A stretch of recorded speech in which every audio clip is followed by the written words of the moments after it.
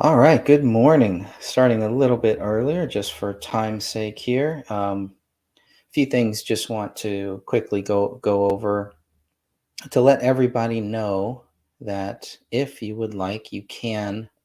Here we go. Say this. You can join the Justice for Philip Haney Facebook group, and there's a lot of good stuff in here. Lots of good people, and I'm definitely just kind of getting my feet wet with this whole case here. So, one of the things I did want to look at here, some of the comments, because obviously I got a lot of things wrong last night just for lack of knowledge.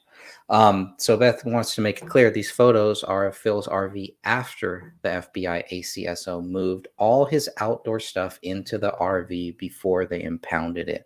And that's pretty weird, I thought, to take those photos, but there are a lot of photos. He was neat and orderly. The RV mess was made by the sheriff's department. Do stop making comments that he was not right. Yeah, I didn't really find him to be not right. Especially watching a lot of his videos. Very smart man, very intelligent man too. Definitely, his books are definitely worth reading. So let's see. Oh, this is the good one here. This is how Phil left the RV, neat and orderly. Can I maximize that? So yeah, so I really liked this one, and thank you, Beth, or was Pamela, for putting this here. So that is the neat and orderly way that he had it in there. It says, notice the plants. So these plants that she's talking about, for whatever reason, they put them in the shower in those photos, and then take photos of it. But I mean, I guess that's standard to take photos of every. Anytime you move anything, they should be taking photos of it. So thank you again for pointing that out. The plants are outside. Sheriff car right after they released the body to the funeral home and went to the RV park. Plants are outside. That's right. This is the sheriff's department's doing. They threw everything in the trailer and destroyed the scene. Who was the one or ones not in their right mind? It wasn't Phil. Look at the documents. FBI ordered 8 or 9 DNA swabs from sheriff's office employees since they botched the scene and did this. Very interesting. Um, and then here's another photo there too. So yeah, they just throw everything here and that's it. If anyone, the guitar is pretty interesting here too. If anyone has not heard um, Philip sing, that is the guitar that is in one of the videos, a short video that I believe was posted into the group. So lots of good stuff here. If you want to learn about this case, definitely scroll down. I believe there is a way to kind of sort it too. So I can sort by most relevant, sort by the date. There is an event that is going on too. Stand for Phil. So I did want to mention that as well. That is going to happen on February 20th, about 10 days from now, Monday, February 20th, 10 a.m. to 3 p.m. at Plymouth, California, at the highway right there. So hoping whoever goes, if you could maybe take some photo, take some video, that would be great, just so we can get a better idea of this area. I've looked on Google Maps, looked at the photos, but it would be nice to have kind of a nice video. And I don't know if that's already been done, but that would be a great thing to look at. If I was closer, I would definitely try to make that. So I'm looking forward to seeing how that goes. We're going to do a roundtable discussion. And so if anyone wants to join in the live chat this Saturday morning, please make sure to do so.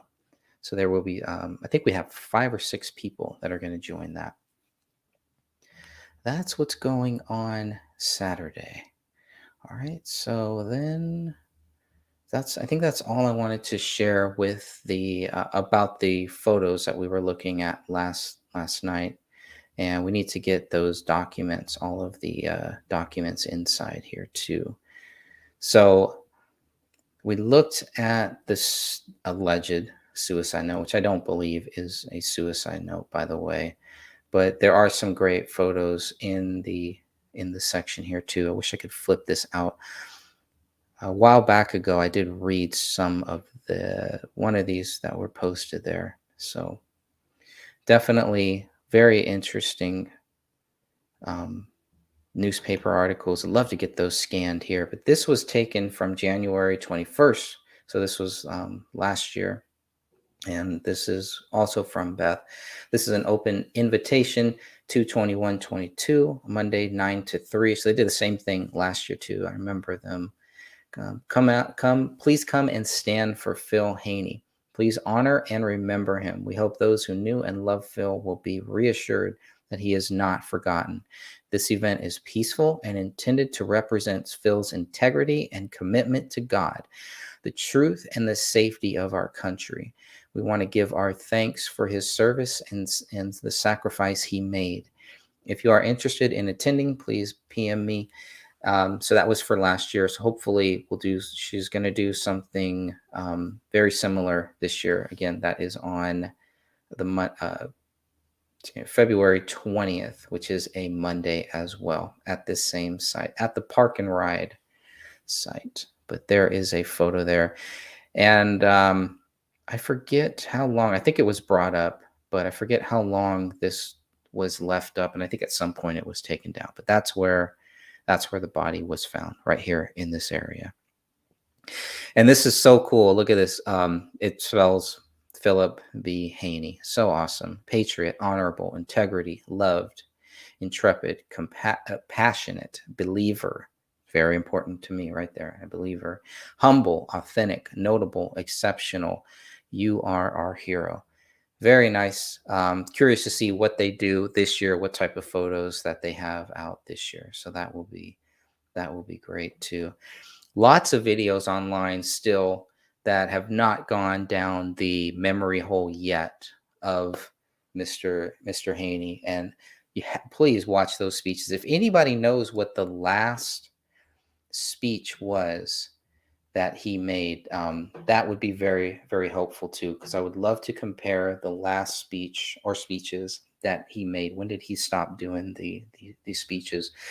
So during the panel talk, what I plan on doing, hopefully, if we have time for it, obviously, we're going to let the panelists say whatever they want to say, and hopefully I'll be able to ask questions, a lot of questions that I do have.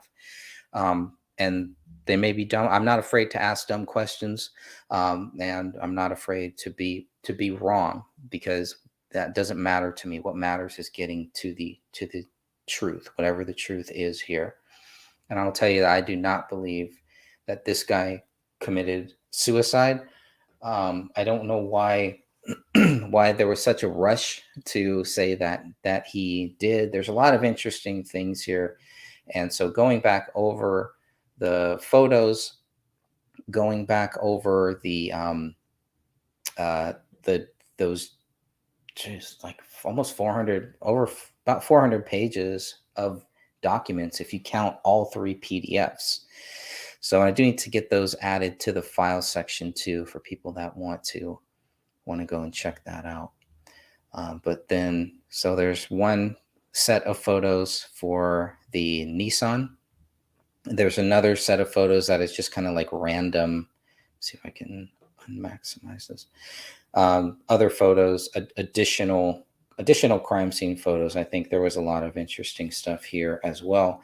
And then, of course, the photos of the motorhome. Those are the only photos that I know are out there that I've seen that have been publicly out there. So those are the ones to kind of go through. It does have the gun, and you can see they were talking about the whole handwriting thing, right? That they didn't have enough to compare with his handwriting. And you can see there's a lot of handwriting here that they could compare with. But the main thing about the handwriting is they were not able to conclusively say that the alleged suicide note, that Philip Haney wrote that suicide note. And I find that pretty interesting too. So, what else did I want to show? So, let's go here. If anyone has not read the documents or needs them, would like to download them, I do have all three of them on my website. If you just go to gregfernandezjr.org, it'll take you to the website. It's one of the first articles here.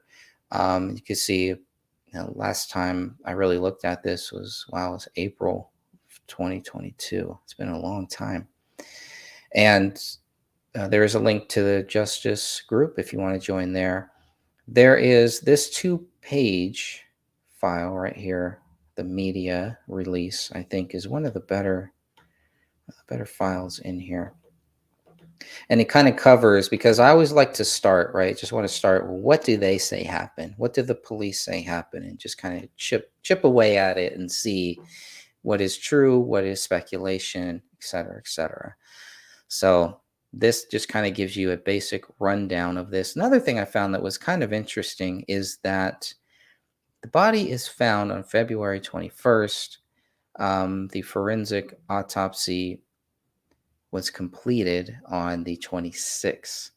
So I found that pretty interesting. It's a big lag time there. It felt like numerous thumb drives were also found, and yeah, they got, kind of gives you the final report of the DNA. This is another one to read too. So this should be in one of those big document files. Oh, that's okay, by the FBI lab. So that should be in the FBI file. So we have the press release from the Amador County Sheriff's Office, and then we also have we have this one here, which is the coroner's report. 188 pages there. Very good stuff, very interesting stuff in there too. A lot of the stuff, it's just beyond my knowledge here. But if you want to read that, the way that the bullet went in, where it entered, where it exited, they cover all of that here too. So just a lot of data for everything that they collected. In these PDFs, I did not see the actual note, the note that they say Mr. Haney wrote. So I did not see that in here. It's possible that I missed it, just glancing at these documents, these photos. So that is always a possibility. So the third document, 278 pages from the FBI, the laboratory examination. So more interesting stuff there. Don't know. Just let me full screen it.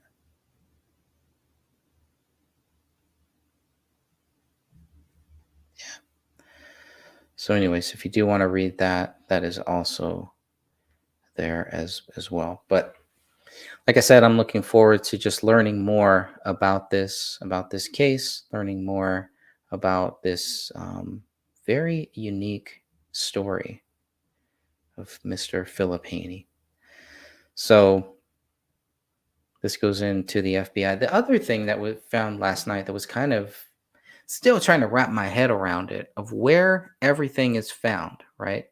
Where they find, I keep wanting to say a different Philip Haney, where they find Philip Haney, where they find the gun, and where they find the suicide note. The suicide note is in the car. The gun is found on a folding chair next to his body, and then he's found on the ground. So it's just very, I don't know if that bothers anyone else or if I'm missing something, but that just seemed very strange to me. So this is 278 pages, and this is unclassified too. Really goes through a lot of different things, but these are the things to read. This is where we're going to find just about everything for the official theory, I guess we could call it that. I'm still calling it a theory, not really a conclusion here. but this would give us everything that you would need to know. So, the people that have read this, what is missing from this? What are they not giving us that is relevant and that could possibly help show that Mr. Haney did not kill himself? So there's a lot of different documents inside here, and they flip the pages just for how they copied it. Um, but we would expect to find, what's that? We would expect to find positive ID was made. The suicide note should be in here. Fingerprint, they got that. They got the fingerprints. So, and I wonder if they found any fingerprints, any other fingerprints aside besides his. That would be curious to know. There's the firearms check, confidential. Everything's confidential and then unconfidential. Talking about the results of the examination for the gun, 40 cal Smith & Wesson. Images of the test-fired specimen. So there's a lot of stuff that the public wasn't given based on this. Physical and visual examinations. That's true. That's interesting too. And what else does it have? Loaded firearms. Okay. Gunshot residue.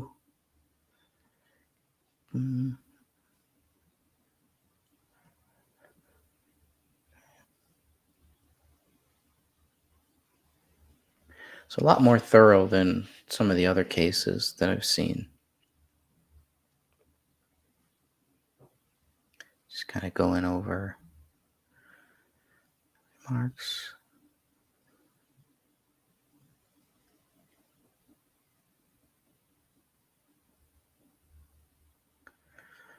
All right. The thumb drive. What was on the thumb drive is there. So from what I remember seeing in the group, he was working on another book, and I don't know if anyone has any information on that. That'll be another question I'll ask tomorrow morning to see if there is anything on that thumb drive. Some of those are just scanned very, very bad.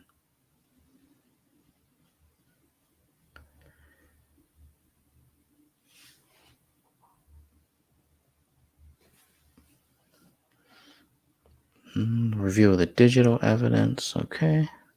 There's the iPhone, the laptop, 2 iPhones. 6 and a 7. Another phone. iPhone 5 too. Lots of digital technology. Look at all this stuff.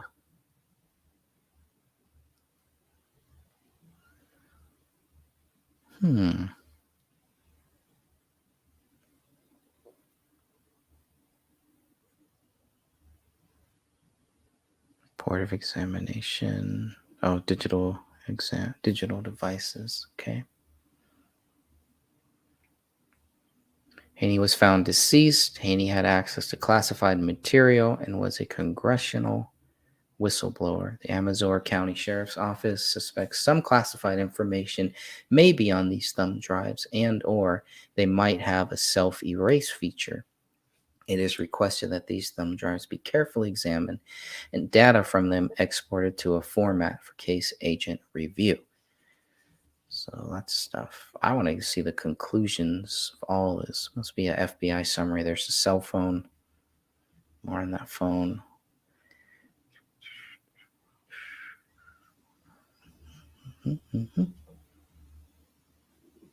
Document testing results from the FBI lab. Okay. Portion. So item 35, portion bearing notice of annuity adjustment submitted for the known writing.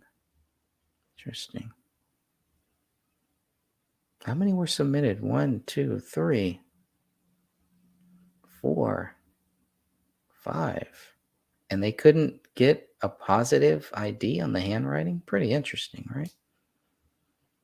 Yeah, so there's the results for the handwriting. It is determined that the questioned Philip E. Haney's signature on item 39 was prepared by Philip Haney. May have qualified. A definite determination could not be reached due to the limited comparable known writing submitted for comparison. Look at that. That's a big thing right there. Oops. However, significant characteristics in common were observed which indicate Philip Haney may have prepared the remaining handwriting on item 39. A more definite determination may be possible if additional comparable undictated handwriting is submitted from Philip Haney. Sources of undictated writing include business and personal correspondence. No indented writing of significance was observed on item 39. Okay, that's interesting too. The methodology that they use, evaluation. Good stuff. Oh, hey, Sophia. How are you? I'm just jumping in here on my lunch break here, just to cover some of that and some of the things that about those crime scene photos. So all that stuff that was in the house, they threw that in there at the very end, including the stuff in the shower. All that stuff was just thrown in there after Phil died. So there are photos that show what it looked like before they did all that. Threw everything in there into the motorhome and then took the motorhome out of the RV park. So that's why all that stuff looks crammed. Everything is crammed in where the bathroom is and thrown on the floor. And that's why in the documents it says that the motorhome was very, very clean. And then when we look at those photos, you just see the police or the investigators or whoever it was just threw all that stuff into the mobile home. That's why it looks so messy in some of those photos. All right. If there's anything else here. So ESDA positive on item 39, both pages, but text corresponded to writing found on opposite pages. No ESDA lifts taken. Item scan on device. In shoe prints, back room. Humidity. Okay, humidity. So that's what item 39 is that suicide note. That's good to know. I'm guessing, right? So there should be like an itemized list here. There's just so much here to go through. And I have so many notes, taken so many notes. This one's interesting because it's the same thing, but everything is crossed out. Wonder why.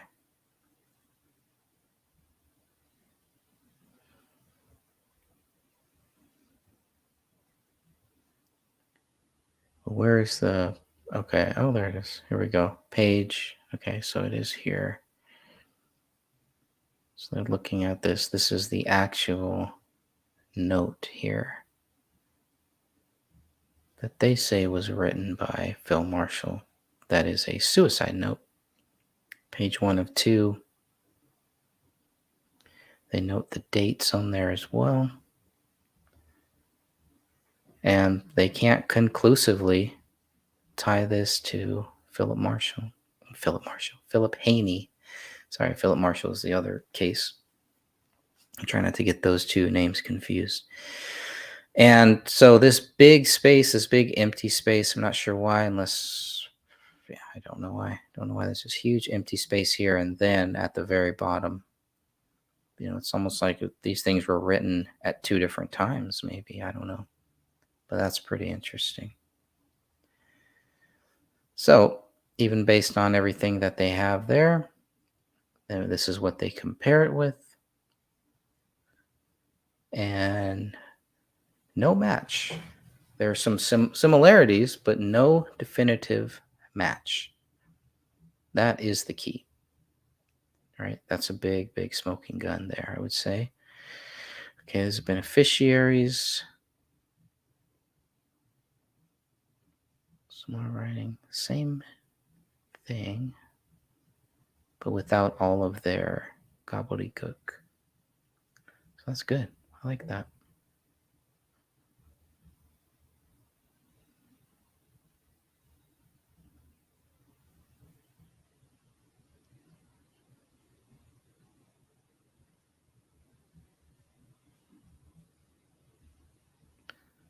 Like it. DNA testing results. Here we go. Sure, she just say a pistol and pistol fire swab. All these swabs. I'm curious for any other DNA sources. So it shows what they swabbed. There you go. Blood was not detected on item 1. So no blood on the gun.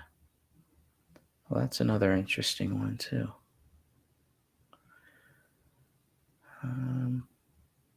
No blood on the gun? No blood on the gun. What about on that folding chair? They swabbed the car, steering wheel, etc., etc. They must have swabbed that chair, right? Dried blood sample. Swab from the door. Okay. Remote control. No blood. They didn't swab the chair where the gun was found. That's weird. All right. Well, here we go. Blood was not detected on item 1. Swabbing of textured areas on pistol. Male DNA was obtained from item 1. Item 1 was interpreted as originating from 3 individuals. Huh. Item 1, okay. Most likely if Haney and 2 unknown, unrelated people are contributors, then if 3 unknown. Well, this gets very interesting here. This is in that FBI file. The DNA results from item 1 are 2.6 octillion times more likely if Haney and 2 unknown, unrelated people are contributors than if 3 unknown related people are. Okay.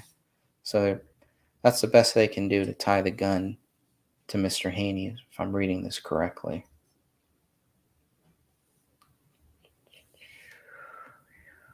Okay. Male and, so that's item 7. Yeah, this is where I need, okay, item 7, swab, door panel, rear passenger side, handle, glove box, respectively, of the car of the Nissan. So number 7, 9, and 14. The DNA, unlike Haney, obtained from item 7, 9, and 14 is consistent with each originating from a mixture of individuals and is suitable for comparison purposes. Male and female DNA were found on this gun. So you have 3 people, at least one male, one female. I don't know, beyond that, but 3 people with one gun, that seems a little peculiar to me. That really stands out. Male DNA was present. No DNA results, unlike. Okay. This is good. This is all good stuff here. But the gun, very odd. No blood on the gun. Okay. Bath mat, blood was not detected there. The chair. Okay, so there was on the chair. Blood was identified on item 100, which is that chair. Blood stain on metal bars and canvas of chair. Good. This is what I want to see here. Male DNA was obtained from item 100, which is the chair that was outside of the car. And it came from one individual. The DNA, more likely, yeah, from one individual, more than likely, Mr. Haney. Okay. DNA originating. Now, the DNA on the bottom of the seat and fabric around the arms of the chair were from two males, originating from two individuals. Well, that's interesting. Okay. 102 person unknown. A Haney and an unknown. So there's other DNA on this stuff, and it's a chair, but still, that's pretty interesting. That there was blood, no blood on the gun, but blood on the chair. No photos of the chair, if I remember correctly, too. So that's the main stuff right there. I think that's a good place to probably stop right here. Yeah, it's about a half hour. So.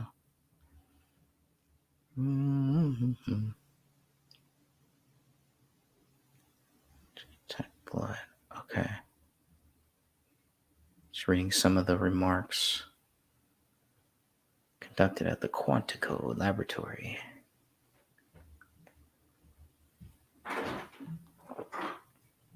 And there we go.